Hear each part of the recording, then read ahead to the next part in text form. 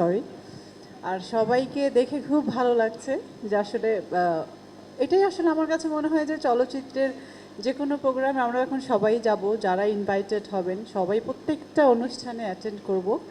একে অপরের সাথে দেখা হলে খুব ভালো লাগে। এখানে যে আমার অনেক লম্বা একটা লাইন, সো আমি এক এক করে বলতে গেলে অনেক সময় লাগবে। ইফতারের সময় শুধু খেজুর আর পানি খেয়েছি, মানে আমার হাত পা কাঁপতেছে, এই জন্য বেশি কথা বলতে চাচ্ছি না। সবার প্রতি অনেক অনেক কৃতজ্ঞতা।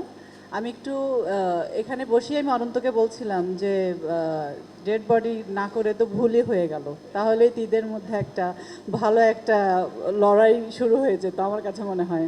কারণ শুধু ঈদ না, ঈদ ছাড়াও কিন্তু আমরা অনেক সিনেমা রিলিজ করেছি, তখনও মনে হয়েছে যে বাংলাদেশে ফেস্টিভ্যাল চলছে সিনেমার, সবাই এত বেশি আমাদেরকে রেসপন্স দেয় সব সময়। আর যেটার গত বছর তো কিল হিম ছিল, তো ইকবাল ভাই কিন্তু স্কিপ করে গেছে কিল হিম 2, আমি বলে দিলাম আর কি। নেত্রী লিডার বলেছে, তারপরে অপারেশন জ্যাকপট, কিল হিম 2 স্কিপ করে গেছেন না, বাট ওইটা কিউতে আছে আর কি।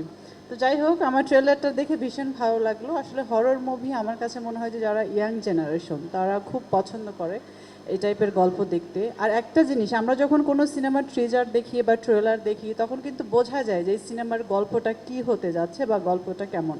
এটাতে কিন্তু গল্পটা বোঝা যায়নি, দ্যাট মিনস এটাতে অনেক চমক আছে, অনেক সুন্দর লাইন আপ আছে অবশ্যই। তো সিনেমাটা রিলিজ হচ্ছে ঈদে, আমি সবাইকে রিকোয়েস্ট করব যে সবাই হলে গিয়ে সিনেমাটা দেখবেন।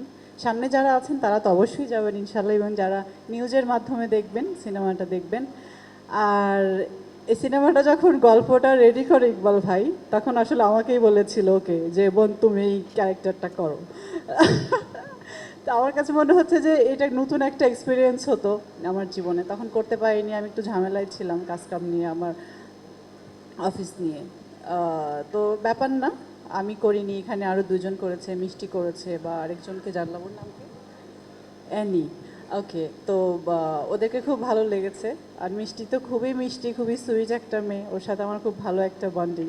প্লাস এখানে রোশন আছে, হ্যান্ডসাম হিরো, সবার পছন্দের হিরো। আরও সিনেমা তার আরেকটা মেবি আসতেছে ঈদে, 2টা মুভি রিলিজ হচ্ছে। তো সব সিনেমাই দেখবেন আপনারা, সব সিনেমার প্রচার করবেন, সব সিনেমাকে আসলে আমরা এগিয়ে নিয়ে যেতে চাই, আমরা বাংলা চলচ্চিত্রের সাথে কাজ করতে চাই। এটাই হচ্ছে আমাদের মূল উদ্দেশ্য হওয়া উচিত। সব সিনেমার জন্য অভিনন্দন, ভালো থাকবেন, অ্যাডভান্স ঈদ মোবারক।